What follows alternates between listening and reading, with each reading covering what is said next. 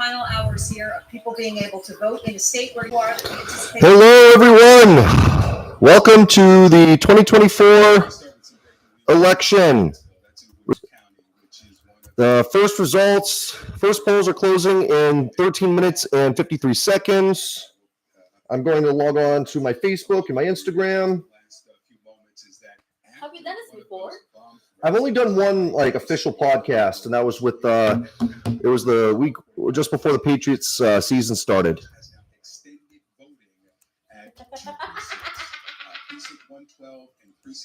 Can you hear me? Yes. No.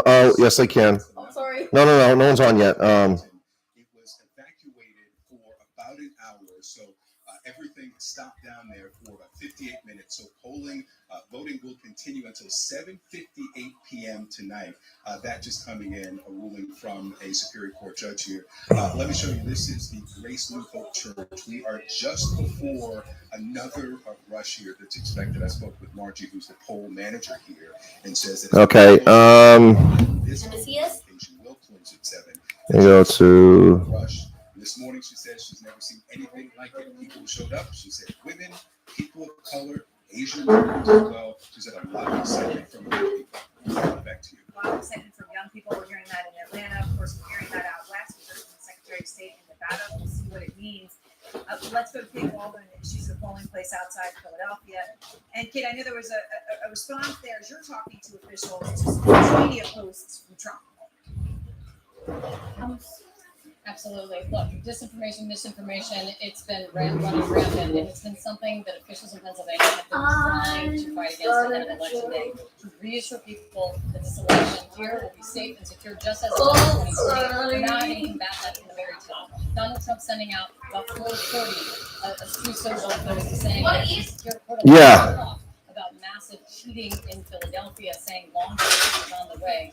We just got a statement from the Philadelphia City Commissioners, people in charge of running the election in Philadelphia and overseeing it, saying this. Seth Bluestein saying this. There is absolutely no truth to this allegation. It is yet another example of disinformation. Voting in Philadelphia has been safe and secure. He goes on to say, we have been in regular contact with the RNC. We have been responsive to every report of irregularities at the polls to ensure Philadelphians can vote safely and securely. Taking it a step further, my colleague Tom Slavin spoke with Philadelphia Police Department. They also said, Aaron, they are not aware of that is the reality in Philadelphia. They continue the counting. They're keeping their heads down and continuing to but they're now trying to combat this on election day. Thank you very much. Our voting desk is tabs on all the presidential battlegrounds. Anywhere that there's been a delay or someone has called for any kind of a concern on anything, we now have some reporting out of Philadelphia. Pam Brown, you're at the voting desk, so there's been some new details on what's happening. Officials across the country, but in Pennsylvania, the crown jewel battleground Commonwealth, I should say. I just got off the phone with an official there in Philadelphia, and this is what the official told me. Overall, they have 182,000 early ballots in Philly counted so far, and 75 to 100,000 of those will be released at 8:01 p.m. tonight after the polls close. So we should know that to drop off their early ballots. Now let's kick it over here to Arizona. Arizona, actually, I just got off from the phone with a source in Maricopa, the largest county there.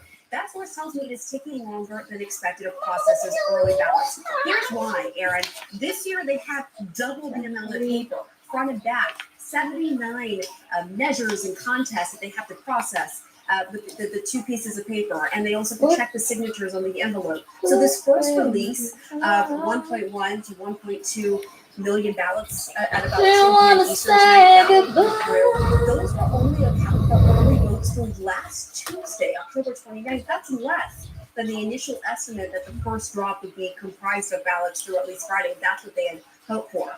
Now, the first drop is expected to be about 55% of the total vote turnout for America. Give me the next result will include today's election day votes. In addition, a holder for this. Officials will need to process the ballots dropped off across the county today. And then Nevada is another. It should be in the. Zion. Yes, perfect. For every voter in line by the time polls close at 10 p.m. Eastern to vote, and for every poll location in the state to close before results are released, Aaron. So it's going to take longer than maybe many people had hoped. Okay, so there's that. In Arizona, where might we get results more quickly tonight? Can you Georgia, smell Georgia it? has Can you been speaking to the smell election official it? there. It's On the ground, October. most polls will close at 7 p.m. Eastern, with the exception of 2 polling places in Cobb County. A few others requesting an extension. Now, by law, the state has to report all the mail-in ballots by an hour after polls close. Officials say that I've been speaking to, they expect around 75% of Georgia's overall vote to be released at around 8 o'clock. And then an official I've been speaking to says the majority of precincts will still report their first batch of results after polls close. Now, in Michigan, the Secretary of State, I just spoke to the Secretary of State, just got the phone with her, and she tells me they're on track to match and possibly surpass their turnout records from 2020. The Secretary of State also tells me that at 9 p.m. Eastern, all the early in-person votes and the vast you want majority of sardines? today's election Mhm. Yeah, you put vegetable. made publicly. You put vegetable oil, not in olive oil. Well, I got both. I thought we'd like both. Have you tried the vegetable oil? I know I'd like it. Okay, but I will not eat that. Yeah, absolutely. Secretary of State there earlier, Secretary Benson saying it comes down to a margin of 7,000. Not that tight. We may find this out much more quickly. So we will see. All right, Pam, thank you very much for the voting desk. Let's go to Sarah Murray. Where's my phone? She's in Atlanta with new Well, information yeah, my on friend. voting there. What have you just learned, Sarah? Let me text it. Well, Aaron, we learned that there are 5 locations Did you here move in it? Fulton County that will be Huh? staying open. No, or maybe. Had to be briefly evacuated today because of these non-credible bomb threats. There it is. Obviously, it's an issue that, folks in Georgia as well as a couple other states have been grappling live? with today. Mhm. We just learned from You're not county live? officials. I am. County, the polls will be open anywhere from 10 Yeah. minutes to Hello? 45 minutes past the Eat 7 now. No, in a little bit. They were expected to close. You know what? This is designed to give voters an opportunity to vote to make up for the period that these locations were closed today. Now, as Pam Brown was just pointing out, Georgia does have a rule that says an hour after your polls No, one second. close, you need to report early absentee advanced. No, I'm just trying to. How do I go? Do you know how to go Instagram Live? We are going to see very timely What? results in Georgia. Create live video event. There we go. Locations in Fulton County that are going to be Instagram Live? later, as well as a handful Uh-huh. of other locations Just go across to the state. Instagram, hit So, live. optimism from officials here that we are going to see. No, I want to go. Yeah, absolutely. And the Republican Secretary of State there has been so confident in that. We hope that's the case. All right, Sarah Murray, thank you very much for that latest reporting. No, I want to go live on. John King, peeking behind. Stop. 1 second. So as you were translating what that means, I You will will try not to add also do to this that. like that. Let's start out with, and I'll walk over this way. If this race comes down to Arizona from Nevada, how close it was, you get the impression from what we just heard, the counts there could take a little bit longer. If it comes down 11 and 6 in terms of the electoral votes, if it comes down to out west, however, it's also quite possible when we get these, which some will be late tonight, some could be tomorrow, beyond, we'll get more. So let's wander back over here and go through what we just heard. In Pennsylvania, we just heard from Kate Baldwin. So let's start with Kate Baldwin. She's here in Bucks County.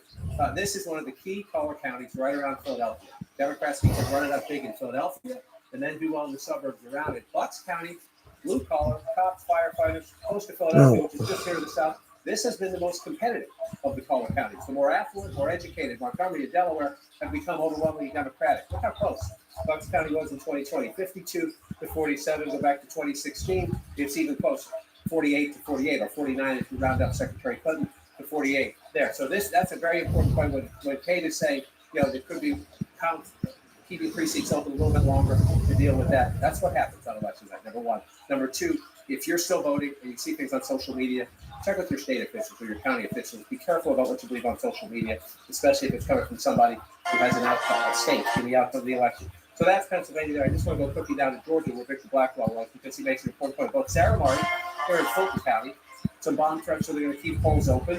An absolutely essential area, 10% of the state population. You see how important this is the Democratic coalition there.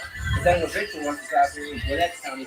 Again, as Victor noted, this was Republican territory 8, 10, 12 years ago. It is increasingly Democratic territory now. You see right there. So keeping the polling places open for a little bit longer could be incredibly important. And again, bomb threats, that's unusual. Keeping polling places open a little bit later because something happens, that's part of the process, Jake. Happens all the time, but we just need to be patient.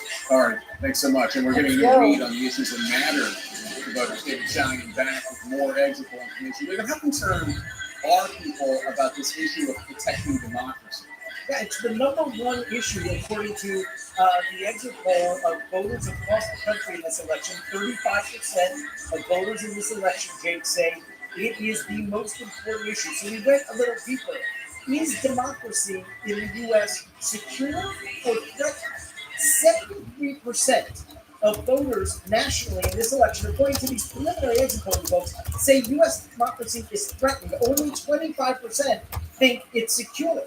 Are you confident that elections are being conducted fairly and accurately in the United States? Well, 2/3 of voters in this election, 68%, say they are confident.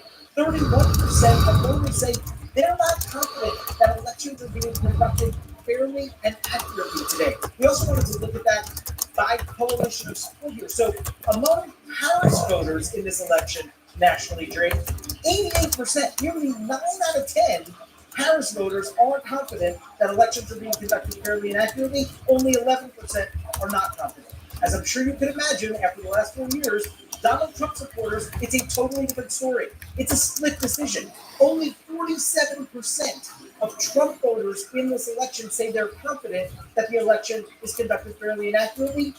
52%, a slim majority of Trump voters, are not confident, Jake. We also asked, are you concerned about violence as a result of the election?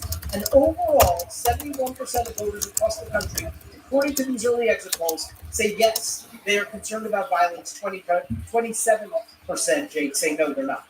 All right, David Stallion, thanks so much. Anderson, over to you. Yeah, Dave, thanks very much. Just looking at the new exit polls, anything surprising in this? Listen, I'm actually surprised by the number of Republicans in this exit poll that actually do trust the election. It's nearly half. All right. We are live. Browsing on his Truth Social that there's fraud in Philadelphia. It's been knocked down by local election officials. But this is happening in real time. In Pennsylvania, Is a Republican.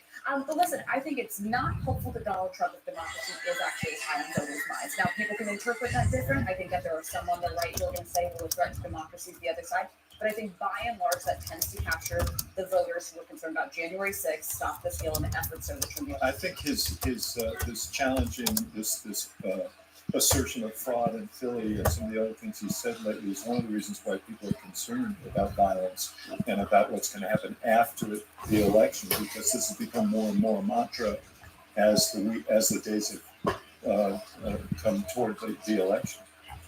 Look, I think Governor Oh, the team in Pennsylvania done a laudable job in doing things transparent. We don't have butcher paper I'm on the gonna windows. eat. Like we had in the last election. People are being shown things. There's like cameras there. So I am confident this will be a fair election, a free election.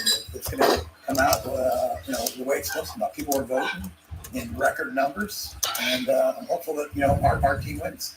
Well, to me, it is interesting that partisan issue. Concern for democracy was not very high. The Republican Party is supposed to be, which is something's really happening. No, someone's calling. Hey, it's Nick. Banner of a deeper kind of patriotism, a deeper kind of. Hey, Nick, what's up? It's interesting that people were critical. Yeah, I can hear you on my phone, but I'm trying to. Have you ever gone live on Instagram before? I'm live on Facebook and on my YouTube channel. I'm trying to see where I can go. On your phone, you can't do it on your phone. But hold on. Hey, Nick, we can hear you. So you can hear me? Yes. Actually, let me hit 1 second. Yes, I can hear you. Okay. Okay, what's up? Thank you. You're our first caller, and I've been sharing my views on sports and politics for years now, but I've just gotten into doing like live like broadcasts and stuff. Like I've always been like giving multi-paragraph posts on Facebook or sending tweets, but just before the Patriots season, I had my Patriots video analysis. Now I'm doing an elections analysis. Hey, thank you for calling. No, thank you for having me. It's obviously we've had a relationship now for it's crazy to think probably 16 years or so. So it's good to be here. Good to offer whatever perspective you want me to offer tonight. And I hope that whoever watches this either now or later learns something from it and hopefully it's a night where, we're celebrating towards the end of it or into tomorrow morning and not, crying in our gear, so to speak. Yeah. I was just thinking about how 16 years ago when I was a freshman at UMass and I had you in American politics. I remember election day. You said attendance was not mandatory because you were encouraging students to go out and vote if we had not yet done so. A lot of us had voted absentee. But I like to think about evolution in politics, and back then, a lot of us students at UMass were registered in our hometown, so we voted absentee and had the ballots sent back to our hometown. Then there were some students who either lived in Amherst or re-registered in Amherst, and they went and voted at the Amherst polls. But back then, I remember the news covering early voting in the swing, in other states. I remember watching news coverage of people voting early in Nevada, but Massachusetts didn't have early voting the way it does now. Right. Well, back in 2008, I would say a majority of the states didn't have early voting. It was sort of unique to a couple of states on the West Coast, Nevada, a couple of states down south, but there has been a massive evolution. Now, I think every state that with the exception of, I think, Alabama, New Hampshire, and one other state that is escaping me, has some form of early voting. For the most part, it's early voting either in person or by mail. You go down to the more Texas area of the country, and you have to just vote in person early. But, we've seen a massive evolution from, you have to vote on election day or you have to vote absentee with an excuse to this expansion of early voting and this expansion of mail-in voting. And it's clearly had a difference. I mean, COVID obviously accelerated the trend, but it was already going that way. Yeah. And I mean, we've seen already 80 million people cast their ballot before tonight, which is probably about a third of the entire electorate. And I think that's good. And I think it means that turnout, I don't know if it'll be as high as it was in 2020. I'm expecting about 63% turnout or so. But, I think, it's encouraging participation. It's encouraging more participation. And for that reason, I think we should celebrate it. And a lot of people used to say, well, we need to make Election Day a holiday. I actually think that early voting has negated the need for that. I don't think we really need Election Day to be a holiday to get people to participate anymore. I think the expansion of early voting and the expansion of mail-in voting have sort of taken that effect. And again, you're seeing a difference in turnout for the most part, generally in the midterm, certainly in the presidential elections. And I think that will only continue as the elections continue to be close and competitive and has the stakes that they do. Yeah, and I was just talking with my my students today and how I told them it's election day and should it be a federal holiday the way we have Veterans Day is a federal holiday, Martin Luther King Day is a federal holiday, but what you just mentioned, I mean, it gives people plenty of time to go to the polls and vote. I mean, they can vote after work any day during the week, and then people also I went and voted on Saturday, October 26th. Right, I actually voted via mail. I got my ballot the third week of September, and my ballot was accepted by the county clerk on October 1st. So, I got mine in very early. So again, whether it's mail-in or early voting, again, we have weekend voting now. So people don't necessarily have to make a trade-off between going to work and missing a shift or voting. I mean, there are ample opportunities now that there weren't in 2008, certainly into the year 2000. We've made progress. So I don't know if the argument for making Election Day a federal holiday the way a lot of progressives and some conservatives too used to isn't really even necessary anymore. I think we've solved that problem now through this expansion of early voting and mail-in voting. Yeah, and what about I was hearing some schools were closed, and the reason they were closing is because the polling location is the high school or the elementary school, so they're closing the whole school down so that people could go and vote in the gym without having to run into any students. But what about closing K through 12 public schools on election day? Well, I know here in New Jersey, at least in the town I'm in, that they do that.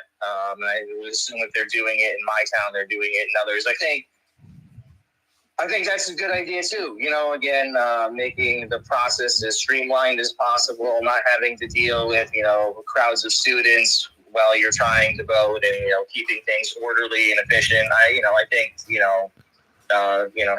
letting the kids out for one day and a swap for democracy for one day is one that we can do. And again, it makes the process easier, more efficient, probably less intimidating. So I'm all for it. Again, I think a lot of places in New Jersey already do it. When I was living in New Hampshire, they did it up there. So again, it's already practiced around a lot of places in the country.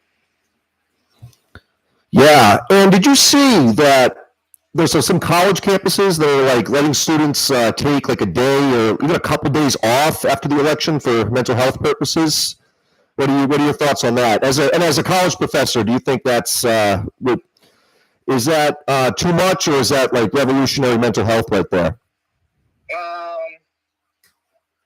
I have split feelings about that. Maybe I'll need a mental health day tomorrow, but I will. I'll go in regardless, depending, and again, might not even know the end result tomorrow by the time we go in. I think it's excessive. Elections are high stakes, certainly, and they're very divisive now. But and again, as a political science professor, I do teach the importance of voting and the importance of elections. But at the same time, people have to realize, regardless of who wins, the world will keep turning. Your life might be upended a little bit, but your immediate life will probably stay roughly the same. That the sun comes up, and I think we need to remind them of that rather than indulge them and say, "Oh, you need to 48 hours of a mental health break." I mean, that's 48 hours where you really should be discussing the election and the implications of it, or at least, calming them down from those things. But I think giving people time off, that sort of strikes me a little bit as coddling people who, at 18 years of age should be a little bit more hardened to things than that's overly sensitive. Okay, yeah, good. That's a good talking point. And then, I mean, I remember the Thursday after 2008, that following Thursday, we had a very lively discussion about the election. So, like, this is a time. It's a time for you to come into class. Like, and there's so many classes. Like every class that falls under the social sciences umbrella, or the the sociology, philosophy, like any of those classes, like the election, those are great classes to be in for students to be talking about the election the following morning. And I mean, even in like science classes, like I remember my freshman year, I wasn't a science major, but I was required to take 3 sciences. I remember I took biology of the social issues, and it was a science class that specifically said this class is not for science majors. But like it was like learning about all the different like the creation of RX drugs, and like cloning, and actually, this is I can't believe I remember this. Actually, we had an exam I think it was the day after my biology of the social issues class. We had an exam like the day after the election, and like it was a really hard exam, and like everyone like in the class, like the energy, the mood in the room was just like, oh my God, this is impossible. Like there was so much anger because people weren't having a good time taking this exam. And then this bio of the social issues classes, it was taught with 3 professors. There was one professor who taught the first third, and then a second professor who taught the second third, and then a third professor who taught the third third. And I remember so this was after the second professor taught the second third, and then people like really did not do well on it. And I don't think it was because it was the day after the election. It was just because people like didn't people really liked the first professor, but like the second professor was kind of like brand new to the game. So I think he had a difficult time like conveying to people. And I remember this professor, the third professor who comes in to teach the third part of the course, he came in, he's like, the first thing he shows us is a bar graph of how everybody did on the first exam, which was generally well. And then he shows a bar graph of how everybody did on the second exam, and the results were so poor. And everybody was like, oh, everybody just, there was this big outburst. Everybody actually clapped, like as a joke. And he's like, I understand that people didn't do so hot on their second exam, but listen, if you just like study and pay attention for the third exam, like even if you did poorly on the second exam, like you should be all set. And but I know I got a little off track there, but I also remember when Barack Obama got elected as the first African American president. The following day, I had World Politics with Vincent Ferraro. Remember? Do you ever meet Professor Vinny Ferraro? Yes, I do. I remember that name. Yeah, he was actually a Mount Holyoke professor, but he was a visiting professor at UMass Amherst, and he's retired now. He has a blog, but he I remember the next day he was like almost like he was in tears like before he began class because like he said he never thought he would see a black president, American president, in his lifetime. And then he also I remember I had Dan sociology, race, gender, and ethnicity with Dan Clausen. Did you ever meet Dan Clausen? Yeah, I remember that name too.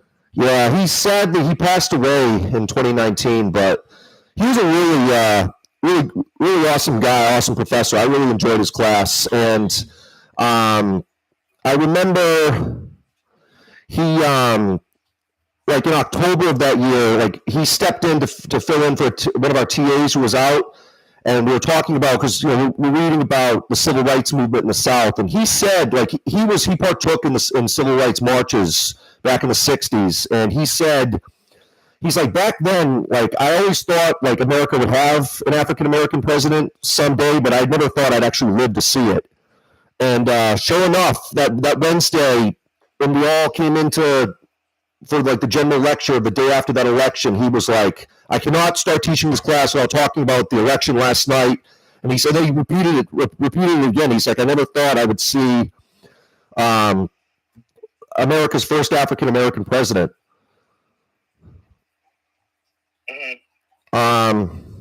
Which brings me to Kamala Harris, who's not only going to be hopefully be the first female president, but she's of both African American and Indian descent, and it's really, I mean, it's really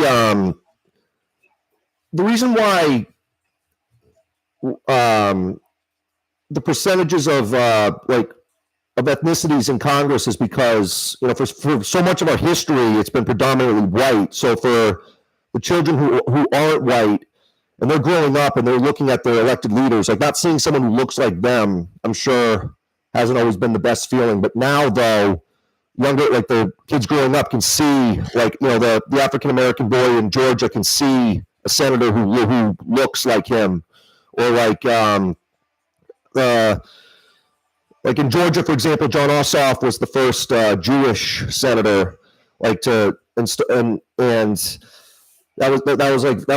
very big for Jewish children to see like someone who has their faith as their senator for the first time. Like when you think about the argument, a couple of years ago when I said after Warnock, Ossoff, and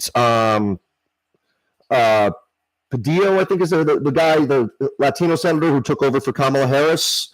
When they all got inaugurated, I had a Facebook post congratulating all of them, and then someone was like, you should like them for who they are, not because of their like race or their ethnicity. And then I basically explained to them what I just explained to you just now. What do you think of the argument that present day Democrats are too obsessed with like race and ethnicities? No, I think representation matters to a point. I think what you said, if you want to look at politicians as role models and, you're young people of color coming up, women, and, and they're seeing more people in leadership and realizing they can aspire to things that maybe they didn't think they could aspire to before. Representation is important in that respect. On the other hand, I would say you still have to look at who finances campaigns for both Democrats and Republicans. And the reality is that the people financing both campaigns, and this is true for Harris, even though she's obviously far more progressive than Trump by a million miles, a lot of her donors are millionaires and billionaires, and white millionaires and billionaires, as is Trump's, is all white millionaires and billionaires. And I think, as long as that's there, as long as you have people who can pull the strings based on their money, who are diverse and are of a very high class and a very influential class of people, that's always going to be a fundamental problem that needs to be addressed, because, the diversity is great, representation matters, but where power ultimately lies also matters. And really, certainly it'll be better, in my view, for Harris to win tonight. But power, even if Harris wins tonight, don't fool yourself that power still isn't mostly in the hands of white men with billions of dollars to spend on elections and influence the legislative process. I think we have to keep that in mind, and that's the thing that, as progressives, as moderates, as whatever we are, that we really have to, keep attacking is the financing system of campaigns in this country and how it creates a ridiculous bias towards corporations, corporate power, and the wealthy. And I think that has to be, regardless of who wins this election tonight, regardless of who wins the midterms, regardless of anything else, that should be the thing that's front and center of any sort of reform agenda that you have. I think even more than representation, attacking the root, attacking the influence of money in our elections is the thing that we have to primarily focus on. Right. And I'm glad you brought that up too, because I feel like that's really the root of the problem in America today. And it's really there's a lot of anger and resentment among the Americans who are American voters.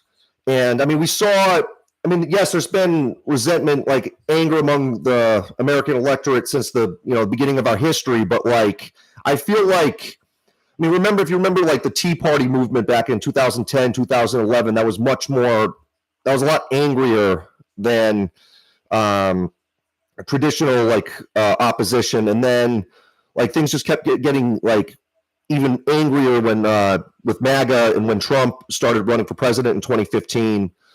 And then then there's also the good anger, that Bernie Sanders attracted when he ran for president in 2016 and in 2020. And I like the good anger, not the xenophobic anger that Trump has ignited. And when we're talking about campaign financing, and there's actually the majority of Paul Ryan's district, Congressional District 1, which is still a very Republican district. There was a poll done back in 2017, or it might have been right around there, where they polled Paul Ryan's constituents and said, what do you think of Citizens United? And they explained to them what it was, and 90% of the people in his district wanted it gone.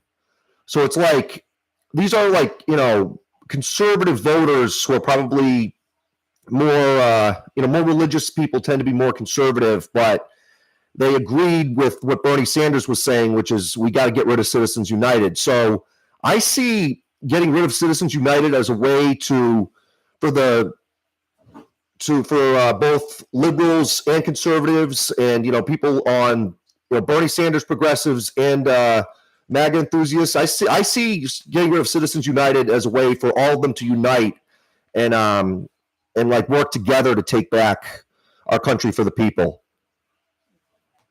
Well, I'd agree with that. I think you have to find, Citizens United. Obviously, when we're talking about the Citizens United, basically allowed rich people and corporations to donate as much money as they want to campaigns with no consequence, right? That's basically what it did.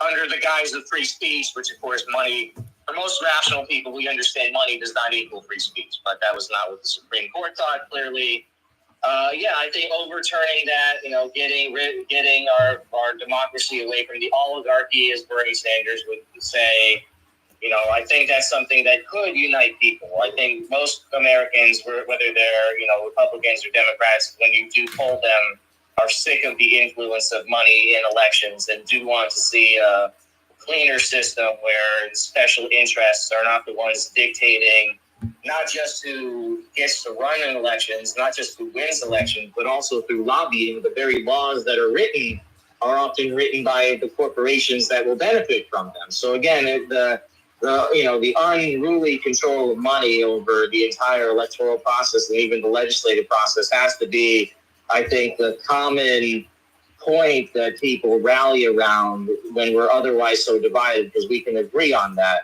Whatever else we can agree on that there's corruption going on that is unacceptable and is probably, manipulating us more than we think into being more divided than perhaps we really are.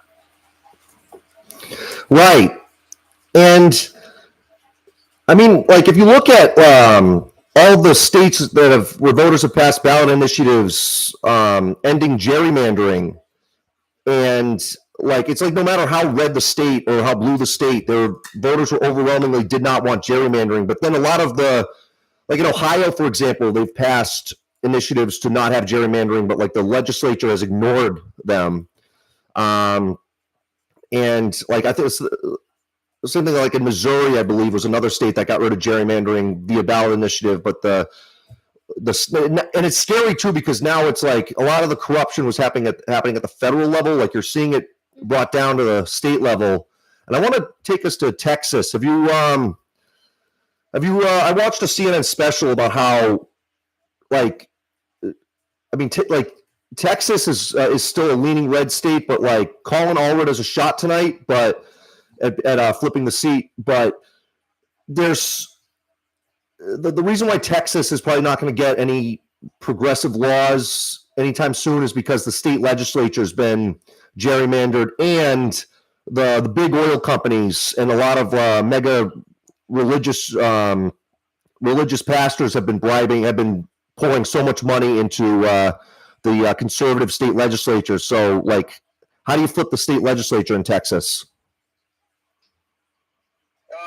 Again, from what you said, that it's tough because structurally they rigged it towards the Republican Party. But I think what you have to do is, create a truly, and I think Beto O'Rourke sort of tried to do this, but he just wasn't a good vessel for it.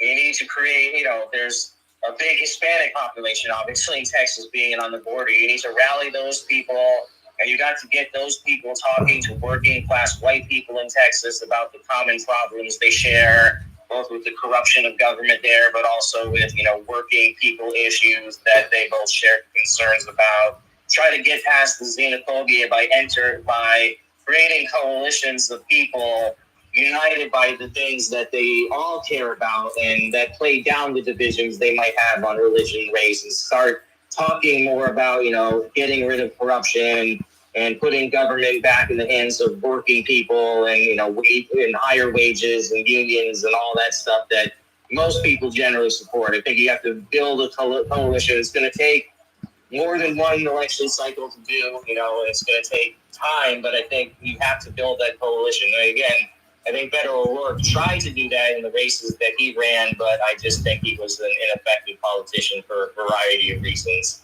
But I think that's what you need. You just need to get a populist coalition. It's important to note that Texas wasn't always this reactionary state. Back in the 1870s, Texas was one of the states where the People's Party movement came from, which was a multiracial progressive movement that advocated for an income tax, direct election of senators, nationalization of, utilities, and all kinds of stuff. That was a Southern movement that actually, nearly elected William Jennings Bryan president. And I think, if you can get those coalitions back and that old populism revived, then there's a chance you can turn Texas blue. But it's about movement building, and it's going to take a while. It's not going to be one election cycle. It's not going to be two election cycles. It's going to be probably a concerted at least 10-year effort if you start now. Right. And like also you mentioned the history of Texas, how Lloyd Bentsen, he was a senator who and he was Dukakis's running mate.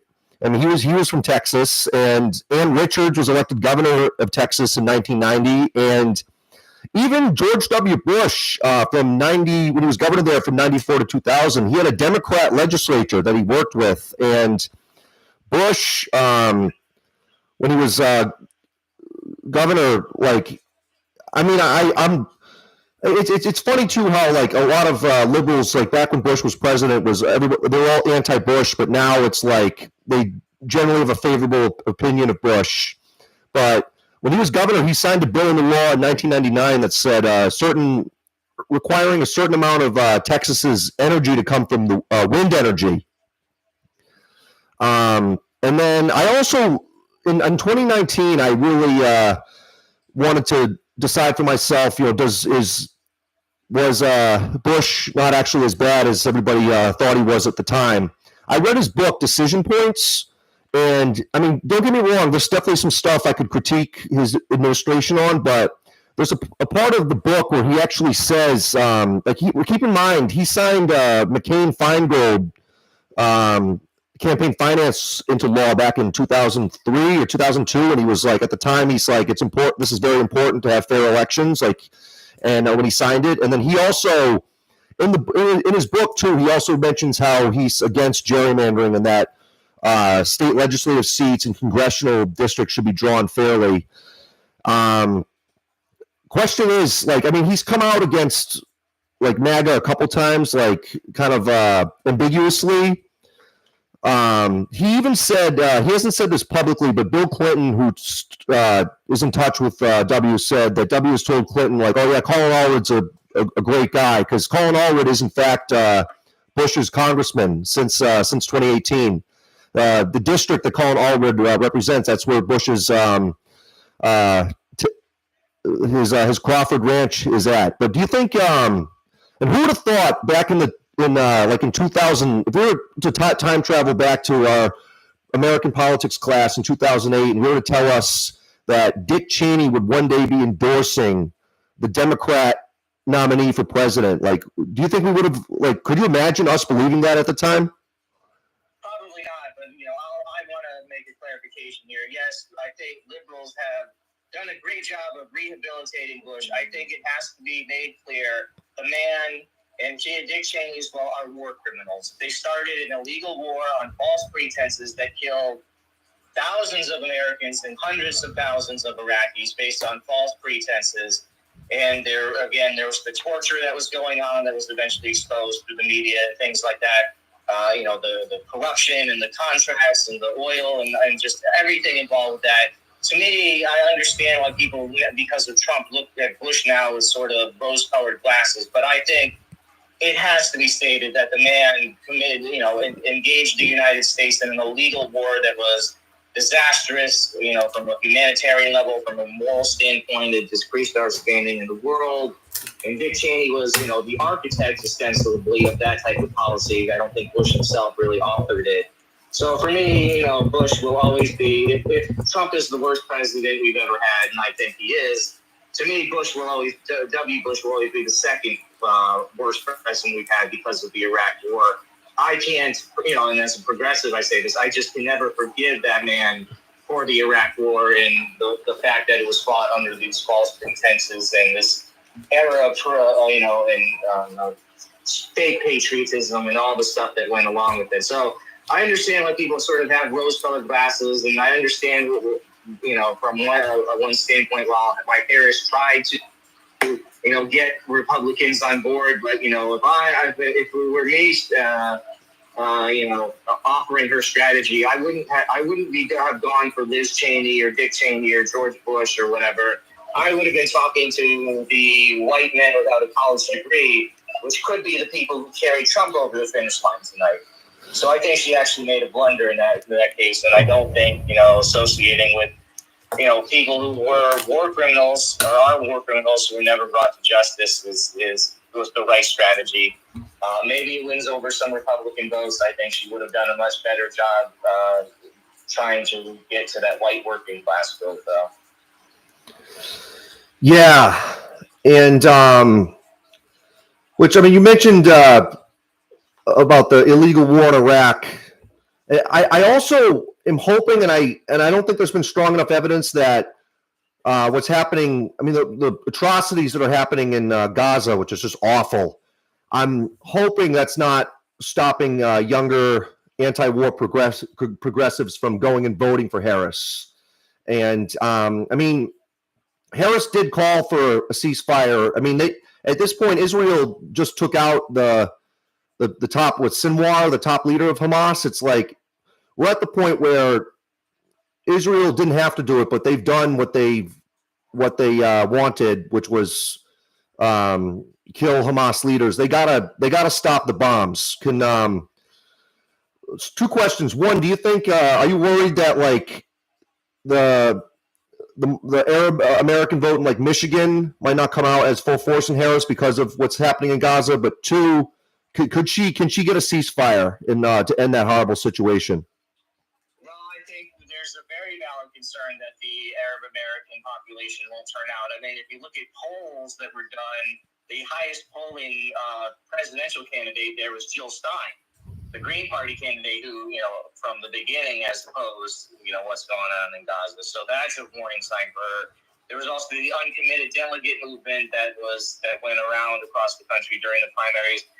I think there's a very real concern that Arab Americans might not have turned out, we'll know soon enough, but, that they might not have turned out at the numbers that they would have if there had been a ceasefire by this point. Couldn't she get a ceasefire through? She's president. She stands a better chance than Trump certainly would because Trump would have no interest in creating a ceasefire. And I think Harris at least has some strategic interest in doing so. But again, as long as Israeli money through AIPAC, influences politicians from the president to Congress and down, it's very hard to see us really shifting our policies towards something that's far more fair to both Israelis and Palestinians than what we have now. Again, it goes back to the money problem and the fact that we even let foreign governments lobby and give money to campaigns that seems to me to be something that should be fairly illegal, yet it seems to be going on. But at least in terms of the first question you asked, I think there is a legitimate concern in Michigan that Arab Americans might have stayed home, and so we'll know the results soon enough to know that there might have been enough of them who decided that maybe Harris was the best option, and they turned out. But I think that has to be something she's sweating out right now when she looks at the returns when Michigan comes in. Yeah, and what about? I mean, on the other side of that, the Jewish American vote, which, from my analysis, like Jewish Americans have been voting Democrat, with 75% of Jewish voters vote Democrat. But there was also some concern that that Biden wasn't strong enough with Israel, which is not true. I mean, like what I say to people, I used to argue with some war hawks who said that the Obama administration wasn't tough enough on Islamic militants. Well, I mean, that's nonsense for several reasons. But keep in mind, the Iron Dome that Israel built, that was funded by the Obama administration. I mean, all those missiles that are being fired at Israel are being intercepted or being shot down because of Barack Obama and the building of the Iron Dome. But I know Trump has been lobbying the Jewish vote. Like he's trying to argue, he got Israel to normalize ties with the United Arab Emirates, Morocco, Sudan, Bahrain, and he was close to working out. Not just he, but I know it's Israel. Since he's left office, Israel and Saudi Arabia have been close to normalizing ties. So he's I feel like he's trying to the voters who were like Israel's their number one concern. They might go to Trump because of that. But then you got to point out like the deal that Trump signed with the normalized relations between Israel and Morocco. One, there wasn't that much tension in the first place. And two, there's actually a bad part of it. It allows It's said that the U.S. will recognize Morocco's authority over the Western Sahara, and the Western Sahara for decades has been a very poor place that's been oppressed by the Moroccan government. And once again, it's there's a lot of African. Most of Morocco is Arab, but then the Western Sahara is a lot more African residents. So it's like, once again, it's like even when Trump makes a deal, there's a human rights violation involved. What's your take on all of that? Well, I mean, in terms of Jewish voters, I think you have to give them more credit. I don't think a lot of them, obviously, Israel is an important issue for them, but I don't think most Jewish voters vote on just Israel. I think they vote on the economy like most voters do, and I think they, a lot of them probably see the growing authoritarianism on the Republican Party, and that might bring back, images of Nazi Germany for them or their grandparents or whatever. So Trump, I don't think is going to really make many inroads with Jewish voters, and I think we have to give them more credit than saying they're just about Israel and that's it. In terms of Trump's dealings with, the greater people in the Middle East and Africa, again, the countries that he's made these deals with are ones that have, as you said, human rights violations issues, considerably. Certainly, Sudan has human rights violations. Most of these countries do. Now, maybe you can say it's better to have peace with bad people than to run the risk of war in a region. But it is undoubtedly true that, the people that, Israel is, making alliances with are not the nicest people in the world. So, and if you think about it too, it's like, I feel like Israel's making these alliances with Sunni dominated countries. They want to have as much, it's almost like they're trying to get like these Sunni countries to attack Iran, which is in Syria, who are Shia. Right. That is an infinitely likely strategic possibility. That's what's ultimately driving it. The United States wants to contain Iran, doesn't want Iranian influence growing any more than it already has. Of course, the reason Iranian influence has grown is because of the Iraq War. We destroyed Iraq and have allowed Iran to, of course, sort of colonize the region because of that. Where Saddam Hussein, as bad as he was the beachhead against that. Once he was gone and the religious fanatics got at it, Iran, grew its influence in the region, and we certainly bear some of the responsibility for that problem again from that war. And again, it's to Obama's credit that he ended the war finally, and that Biden has avoided large scale war. But I think at least as a question about Jewish voters, I think we have to give them more credit. Israel is not the only thing they vote on, and I do think the authoritarianism and the language that Trump uses probably admits a lot of things to them that speak of things from their past as a people that they're not going to vote for. Right. And while we're talking about foreign policy, when I went to visit my aunt and uncle down in Virginia, I flew out of Washington, D.C., and there was a 20-year-old girl next to me who was from Iraq, and so I talked with her a little bit, and she said that in Iraq today, they're actually, it's still very volatile, we're not.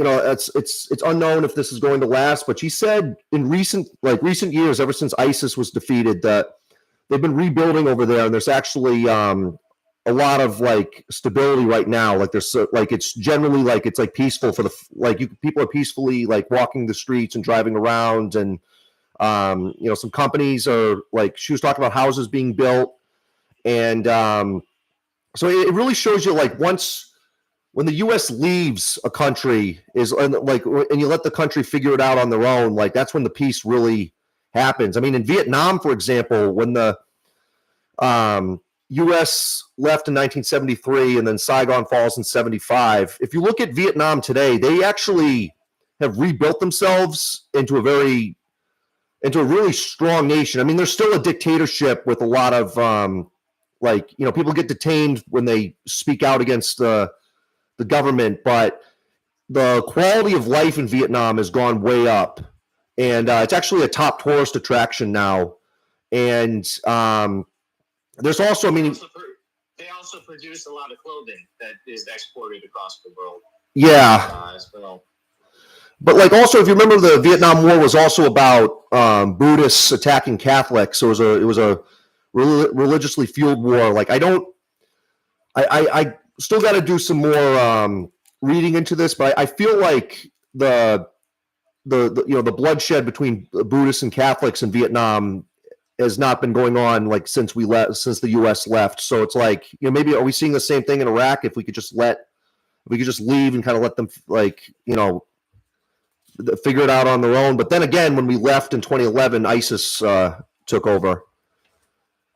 Right. Well, again, we didn't have probably the best withdrawal plan either.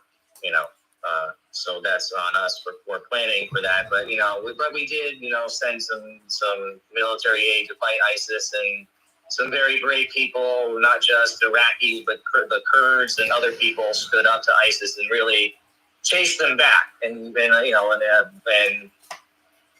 I think it's from what you said is true, from what this girl said. And if Iraq is building stuff, I do think you're right that generally when the U.S. leaves these countries alone or just becomes diplomatically linked with them rather than militarily linked with them, then if you allow people to rebuild their countries, that they do a far better job than the U.S. does trying to be an occupying power in these countries and running things again for the benefit of U.S. elites rather than the people in those countries.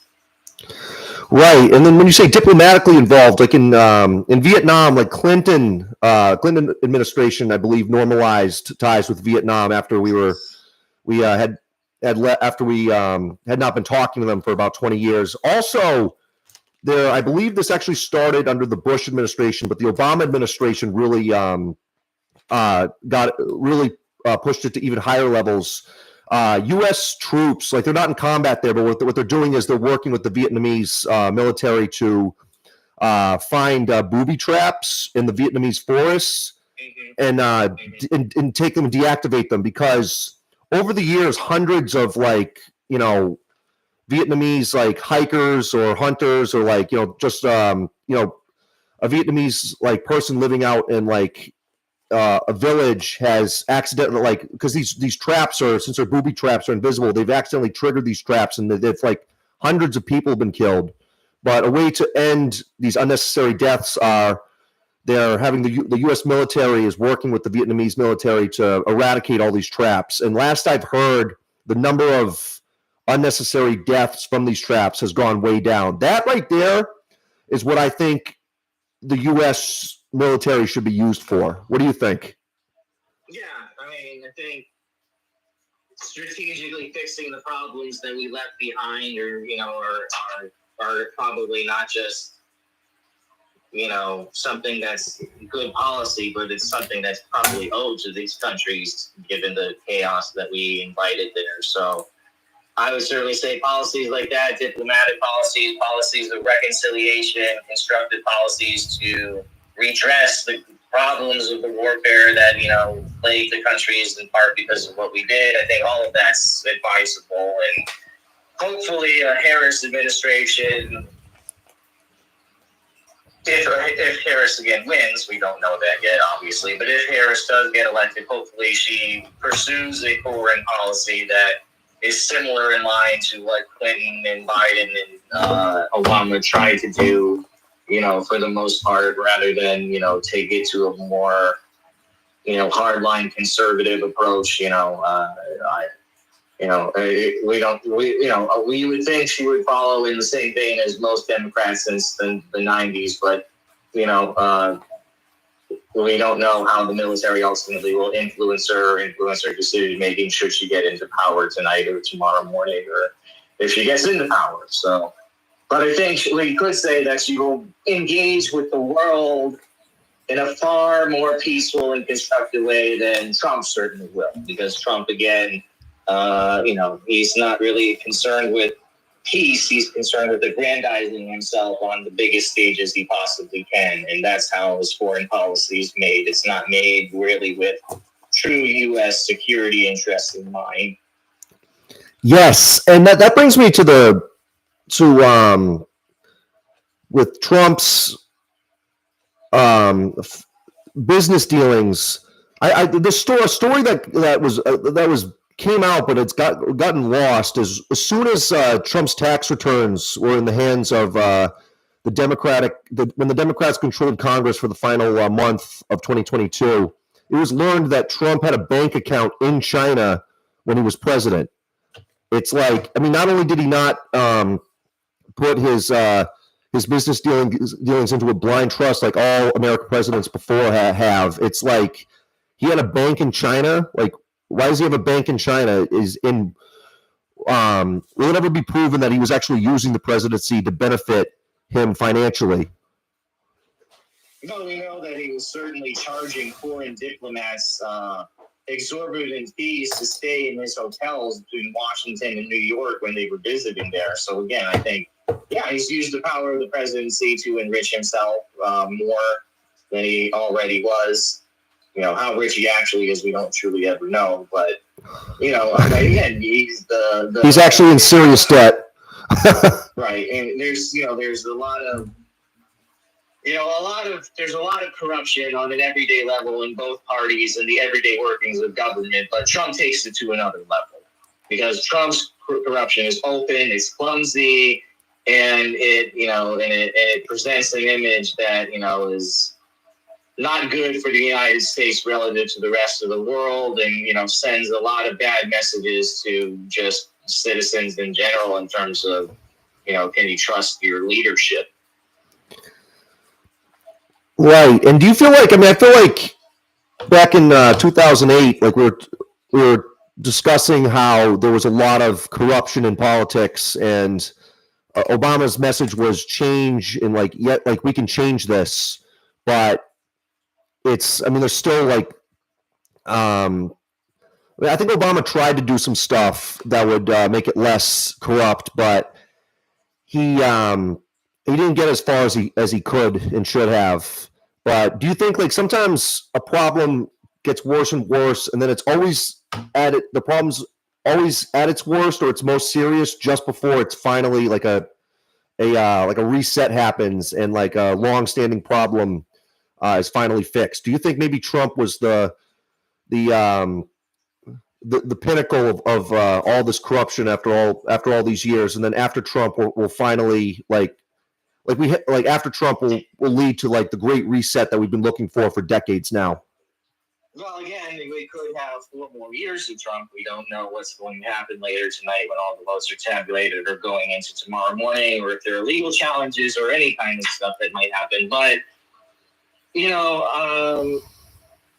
I think the reality is that, I do think generally Americans, we push ourselves to the brink and then we do reset or we reform as best we can in order to address problems, whether that's civil rights or, the Depression and bringing the federal government back into a more active role in the economy and the welfare of human beings and things like that.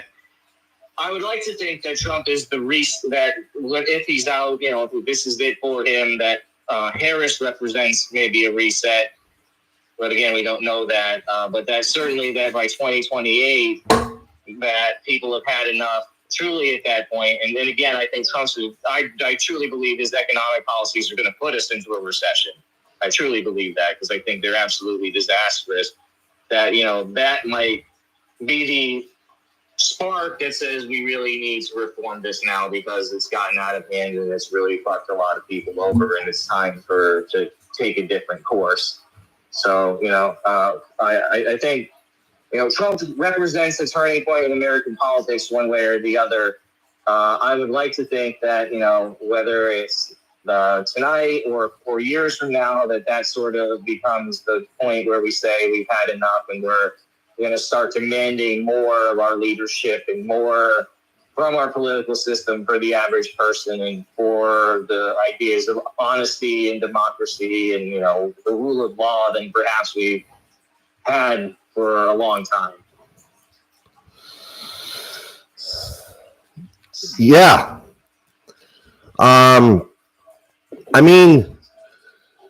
It's just because as a lot like Fareed Zakaria, he's one of my favorite foreign policy experts who I listen to. Like, this nativism, this anger, this it's not just happening here in America. I mean, it's happening over. There's European people, candidates over in Europe are running similar to Trump. I mean, we saw in Brazil Bolsonaro, who thankfully got voted out. But I mean, I'm even in the December 2009 on the Quebec City trip with the UMass Ski Club. I met a guy, one of the bartenders who I've stayed in touch with, and he like I remember in 2012 when Obama got reelected, I said, "Congrats, Obama! Like, good luck on your second term." And this guy commented, "One love from Canada," and but he said like even in Canada, there's some people that want someone like Trump as their prime minister. And when I was in Portugal in 2017, one of our Uber drivers said he was he even said he's like I don't speak English very well, but I'll try to talk to you and stuff. And he said he liked Trump, and he said he just liked the way he talked. But I think if we really see what Trumpism and does, if you really analyze it, it's not good. But are people really going to take the time to analyze and see this isn't working? Like, I mean, I feel like a lot of like farmers in Iowa, for example, I feel like have actually lost due to the tariffs. But in 2020, Trump still won Iowa by 8 points. And then in Ohio, in rural Ohio, is still overwhelmingly for Trump, even though it's like, I feel like they're voting against their own interests. I mean, globalism has its drawbacks, but increasing trade. I mean, if you're a farmer, you'd want more foreign markets, wouldn't you? Well, you would, but the idea is, what if a Mexican farming company undermines you and you don't have the protections there? The whole issue, the reason Trump is and more countries across the world are electing these right-wing politicians, and you see people like that taxi driver who say they like Trump, is because the era of absolute free market capitalism, globalization that began with Reagan and accelerated with Clinton into the Bush years is failing. Really, 2008 with the Great Recession was its breaking point, and it's basically been decaying ever since. And nobody, not the Democrats, not the Republicans, has any meaningful answer to what comes next. I mean, Joe Biden tried to, I think, to his credit, bring back Keynesian economics a little bit, invest a little bit more in things, a few more targeted programs to poor people and working people, but nothing on the grand scale of, say, FDR and what he did during the 30s. And that's really what we need. We need, people say, we need a Green New Deal. I don't know if I like that term. I think we need a better deal for workers. And I think if it was the New Deal that rallied people around the idea of class issues and created a lasting coalition that really lasted up until very recently, that's what we have to go back to, is a worker-centric, a class-centric politics that puts people first and says that the federal government actually has a significant role in the economy in terms of not just the basic stuff it does, but planning industries, hiring people, public works, all that stuff. I mean, we need a reimagining of things that goes away from what we've been dealing with, my entire lifetime, basically. Reagan was the first disaster, and it mostly continued on, where Democrats have tried to put Band-Aids on it here and there, but they really haven't challenged the idea that mostly unregulated capitalism is good and that corporate profits are good, and putting people second is not so bad. But I think we really need to find a new paradigm that puts people first and really looks at people as working class people first. Because if we don't, that's when people like Trump can exploit that anger, right? That's when Trump. That's where fascism comes from, is not addressing the needs of the working class and the middle class and the poor, all three of those categories, right? Not really addressing their needs and their concerns, in a big structural way. So I would say that, the big thing we need is a reimagining of the economic order across the world. And I think we really need, both in the United States and across the world, policies like something like on the level of the New Deal to reemerge, because until we do, people are going to be angry and they're going to take their anger out on immigrants, on other minorities, sexual minorities, women, whatever, because, that's who's ultimately, manipulating them with without another alternative to go to. Right. And it's like, some people I remember in December 2016, I saw a school chum at our local bar, and he's like, he's a big a Republican. He works he works in the financial industry, and he jokingly said, he's like, "Oh, I bet you're not happy about the election." And then he was like, "You like Elizabeth Warren? Elizabeth Warren's a communist." And I said to him, "No, communist. That's not what Bernie Sanders and what all the union organizers and the labor rights activists, like the movement that's going on in this country, like we're not arguing for communism. Like communism is when the government takes over the grocery store and dictates what kind of food can be grown and sold. What we're saying is we want strong unions, strong antitrust laws, strong benefits, like fair wages, like a system similar, and like also higher tax rates, like higher corporate tax rates, and then also like if you look at like tax rates on like the top 1% or like the top 5%, like if you look at what a system we had between 1945 and 1970, in the late 1970s, we had a system where there was a lot of the middle class was very strong. We also we had government programs. We built the military, but like we also built NASA and put 12 astronauts on the moon. We built the interstate highway system. I mean, Eisenhower was he was a Republican back then, but he's far from the Republican Party today. I mean, he believed in government funded projects. And here's the thing: we had this really good. This is the system that Robert Reich actually advocates for. And keep in mind, in the 1950s, if you said communism is neither good nor bad, if a teacher said that, they'd get fired immediately. So not only was that system not communism, but like it was also existed during a time when the word communism was like a word of the devil. Like so, like that's that's the system we're arguing for. We're not arguing for and I feel like the people are.